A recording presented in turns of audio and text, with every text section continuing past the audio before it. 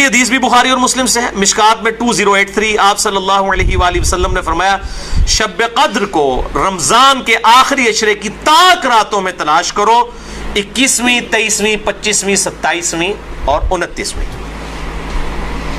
تیسری حدیث بھی بخاری اور مسلم سے ہے اور مشکات میں اس کا نمبر ہے 2086، آپ صلی اللہ علیہ وسلم نے رمضان کا پہلا عشرہ اعتکاف کیا، پھر دوسرا عشرہ بھی اعتکاف کیا، پھر سر مبارک خیمے سے باہر نکالا اور کہا کہ میں نے پہلا عشرہ اعتکاف کیا تھا شب قدر کی تلاش میں، لیکن مجھے نہیں ملی، دوسرے میں بھی نہیں ملی، پھر ایک فرشتے نے آ کے مجھے خبر دی کہ اس کو آپ آخری عشرے میں تلاش کریں، اگر تم میں سے کوئی اعتکاف میرے ساتھ کرنا چاہتا ہے تو کر لے۔ اور پھر آپ صلی اللہ علیہ وآلہ وسلم نے فرمایا مجھے خواب میں وہ رات دکھا دی گئی، اور اس میں مجھے رات میں وہ خواب میں دکھائی گئی لیکن پھر مجھے بھلا دی گئی، سنقرئک فلا تنسى الا ما شاء اللہ، اے نبی ہم تمہیں پڑھائیں گے تم کبھی نہیں بھولو گے مگر جب اللہ چاہے گا۔ بھلا دی گئی، اور اس کیوں بھلائی گئی وہ آگے بخاری کی حدیث بھی آ جائے گی، پھر بھلا دی گئی۔ بہرحال مجھے ایک بات یاد ہے کہ اس رات صبح کے وقت جب میں فجر کی نماز پڑھ رہا ہوں گا تو میرے ماتھے پر کیچڑ کا نشان ہوگا، یہ آپ کو خواب میں دکھایا گیا۔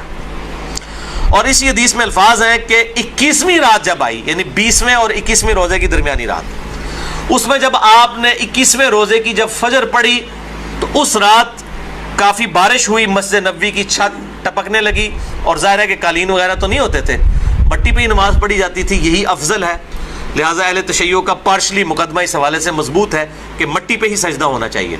تو بہرحال آپ صلی اللہ علیہ وآلہ وسلم کے ماتھے پر مٹی کا نشان پڑ گیا۔ صحابہ کہتے ہیں جب نماز کے بعد آپ صلی اللہ علیہ وسلم جب رخ انور صحابہ کی طرف کرتے تھے تو انہوں نے دیکھا کہ آپ صلی اللہ علیہ وآلہ وسلم کے ماتھے پر مٹی کا نشان ہے، تو صحابہ کو پتہ چلا اچھا آج شب قدر تھی۔ اچھا اب آپ دیکھیں کہ یہ نہیں ہے کہ کچھ شے نظر آ جاتی ہے، ورنہ صحابہ کو بھی نظر آئی، آپ صلی اللہ علیہ وسلم کو بھی کوئی چیز نظر نہیں آئی۔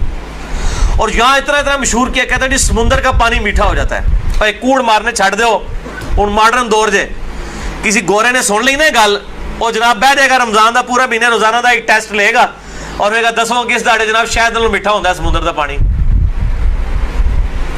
جی سارے درخت سجدے میں گر پڑتے ہیں، بھائی ہم CCTV کیمرے لگا لیتے ہیں، پتہ لگ جائے گا کس وقت گرتے ہیں۔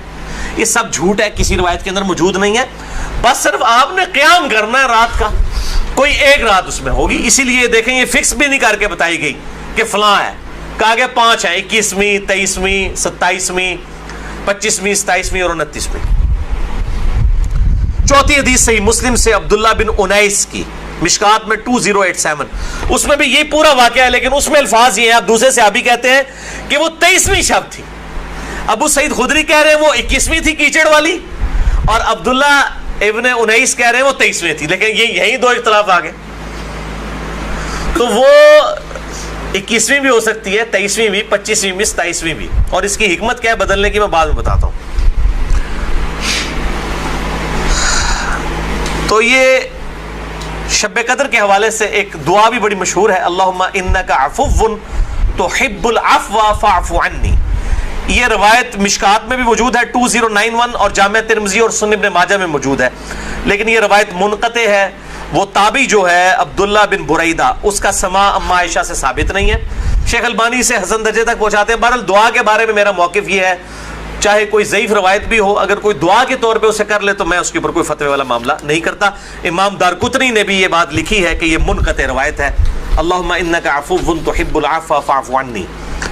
پانچویں حدیث صحیح مسلم سے ہے، مشکات میں ہے 2088، سیدنا ابی ابن کعب کو کسی نے بتایا کہ عبداللہ ابن مسعود کہتے ہیں رضی اللہ تعالیٰ عنہ کہ جو شخص روزانہ آخری پہر جاگے گا تہجد کے وقت تو وہ شب قدر پا لے گا۔ اب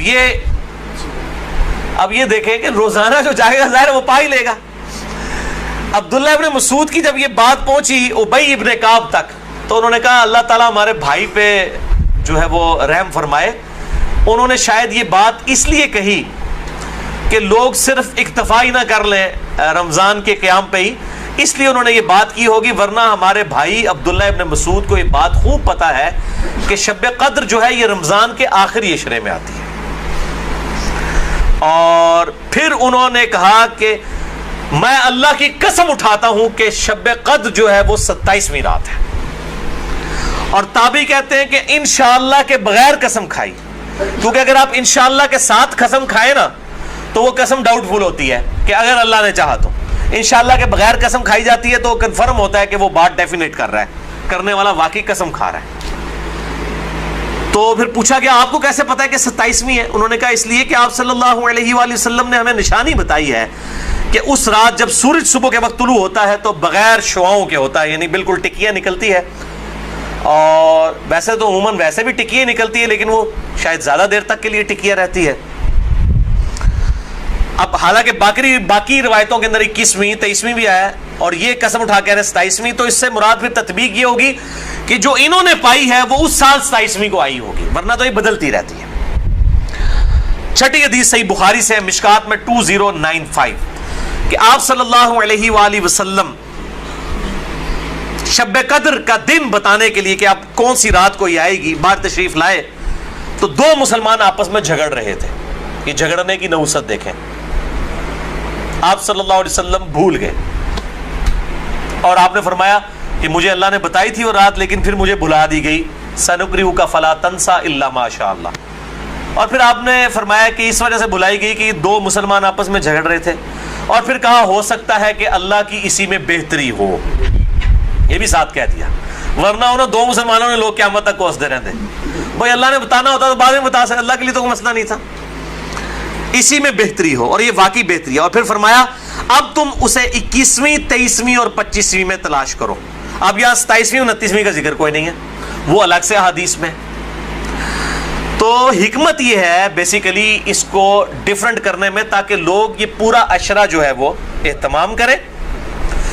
دوسرا لوگ کہتے ہیں جی جس رات میں قرآن نازل ہوا تھا وہ ہوگی تو کوئی ایک ہی رات نا، یا 21ویں ہوگی. یہ تو نہیں ہے کہ 14 اگست اس دفعہ جو ہے 14 اگست کو آئے تو اگلی دفعہ 14 اگست جو ہے وہ 21 اگست کو آ جائے. اس طرح تو نہیں ہوگا، 14 اگست تو 14 اگست کو ہی آئے گا. تو یہ کیا وجہ ہے کہ قرآن جس رات میں نازل ہونا شروع ہوا وہ تو یا 21ویں تھی یا 23ویں تھی یا 25ویں یا 27ویں یا 29ویں، تو اگلے سال بھی وہی ہونی چاہیے. تو یہ دنیاوی اعتبار سے تو یہ بات بالکل ٹھیک ہے. لیکن جب اللہ تعالیٰ نے اس کی سیلیبریشن اس طرح کر دی ہے کہ اس سال میں اس کی سیلیبریشن کروں گا 21ویں کو، اگلے سال 23ویں کو، اس سے اگلے سال 27ویں کو، اس سے اگلے سال پھر شاید 21ویں کو ہو جائے، پھر کبھی 29ویں کو، تاکہ یہ روٹیٹ کرتی رہے، مسلمانوں کا شوق برقرار رہے. اس میں نظر کچھ نہیں آنا ہوتا، بس قیام کرنا ہوتا ہے. اللہ تعالیٰ 82 سال کی عبادت کا ثواب لکھ دے گا. اور اس کا آسان طریقہ میں آپ کو اینڈ پہ 2 حدیثیں بتا دوں گا سست الوجود لوگوں کے لیے انشاءاللہ میرے جیسے. 7ویں حدیث بھی بخاری اور مسلم دونوں میں ہے، مشکات میں 2090. اما عائشہ کہتی ہیں کہ جب رمضان کا آخری عشرہ ہوتا تو آپ صلی اللہ علیہ وسلم عبادت کے لیے کمر بستہ ہو جاتے، خود بھی راتوں کو جاگتے اور اپنے گھر والوں کو بھی جگایا کرتے. اللہ تعالی ہمیں بھی اس سنت پر عمل کرنے کی توفیق عطا فرمائے، آمین. 8ویں حدیث صحیح مسلم سے ہے، مشکات میں 2089. اما عائشہ رضی اللہ تعالیٰ عنہ کہتی ہیں کہ آپ صلی اللہ علیہ وسلم جس قدر رمضان مبارک کے آخری عشرے میں عبادت اور سخاوت والا معاملہ کرتے تھے، پورا سال کبھی ایسا نہیں کرتے تھے. اس آخری عشرے میں خصوصاً